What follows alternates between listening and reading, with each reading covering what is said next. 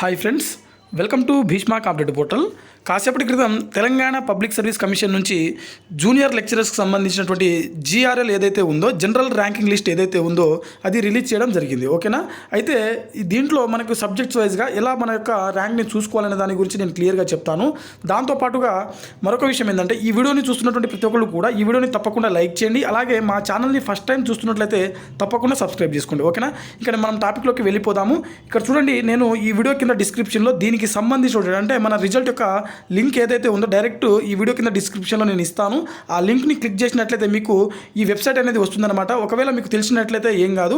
అయితే మనకు TSPSC official వెబ్సైట్లో ఇక్కడ చూసినట్లయితే జూనియర్ లెక్చరర్ సంబంధించినటువంటి జనరల్ ర్యాంకింగ్ లిస్ట్ ఏదైతే ఉందో ఇది ఇక్కడ ఇవ్వడం జరిగింది. ఇక్కడ దీని తర్వాత ఇక్కడ చూడొచ్చు మీరు సబ్జెక్ట్ వైజ్గా అనమాట.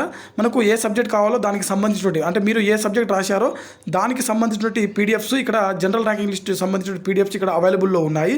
నేను ఆల్రెడీ ఇక్కడ ఒక కెమిస్ట్రీకి సంబంధించినటువంటి ఒకటి డౌన్లోడ్ చేయడం జరిగింది. ఇక్కడ చూపిస్తాను చూడండి. ఇగో కెమిస్ట్రీకి సంబంధించి నేను ఆల్రెడీ డౌన్లోడ్ చేశాను, అది చూపిస్తాను చూడండి. ఇక్కడ చూడొచ్చు మీరు, ఇది కెమిస్ట్రీకి సంబంధించినటువంటి ర్యాంకింగ్ లిస్ట్ అనమాట.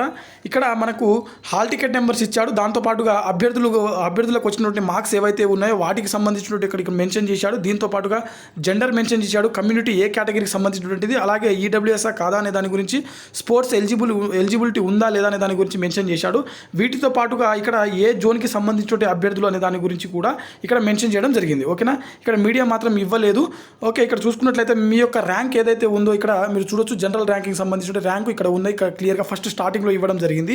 మీ హాల్ టికెట్ నెంబర్ చూసుకొని మీకు వచ్చినటువంటి మార్క్స్ చూసుకోండి. దాంతోపాటుగా మీరు ఏది జనరల్ మీ కేటగిరీ ఏదైతే ఉందో అది కూడా చూసుకోండి. ఇక్కడ మరొక విషయం ఏంటంటే, మీరు చూసుకునేటప్పుడు మీ ర్యాంకు చూసుకునేటప్పుడు మీ జోన్ ఏదైతే ఉందో, మల్టీ జోన్ ఏదైతే ఉందో, మల్టీ జోన్ 1 or 2 అనేది క్లారిటీగా చెక్ చేసుకోండి. ఒకవేళ మీరు దగ్గరలో మీ యొక్క పోస్టులకు బట్టి మీరు దగ్గరలో ఉన్నట్లయితే, ఏ మల్టీ జోన్లో ఉన్నారు, ఫర్ ఎగ్జాంపుల్ మీరు మల్టీ జోన్ 2లో ఉన్నట్లయితే మీ ముందర ఎంతమంది అభ్యర్థులు ఉన్నారు అనే దాని గురించి ఒకసారి క్రాస్ చెక్ చేసుకునేటువంటి ప్రయత్నం చేయండి. కాస్త ఓపికతోటి ఒక 5 to 10 minutes మీరు చూసుకున్నట్లయితే మీ ముందు ఎంతమంది అభ్యర్థులు ఉన్నారు అనే దాని గురించి, అలాగే మీ కేటగిరీలో ఎంతమంది అభ్యర్థులు ఉన్నారనే దాని గురించి మీకు క్లారిటీ వచ్చేటువంటి ఒక అవకాశం ఉంటుంది. ఓకేనా? సో ఈ విధంగా మీకు జాబ్ వస్తుందా రాదా అనే దాని గురించి ఒక బేసిక్ అవగాహన వచ్చేటువంటి అవకాశం ఉంటుంది. ఓకేనా? Thanks for watching. ఈ వీడియో మీకు నచ్చింది అనుకుంటున్నాను. అలాగే మీకు తెలిసినటువంటి వాళ్ళు ఎవరైనా జూనియర్ లెక్చరర్ ఎగ్జామ్ సంబంధించినటువంటి రాసినట్లయితే వాళ్ళందరికీ తప్పకుండా ఈ వీడియోని షేర్ చేయండి. Thanks for watching. Thank you all.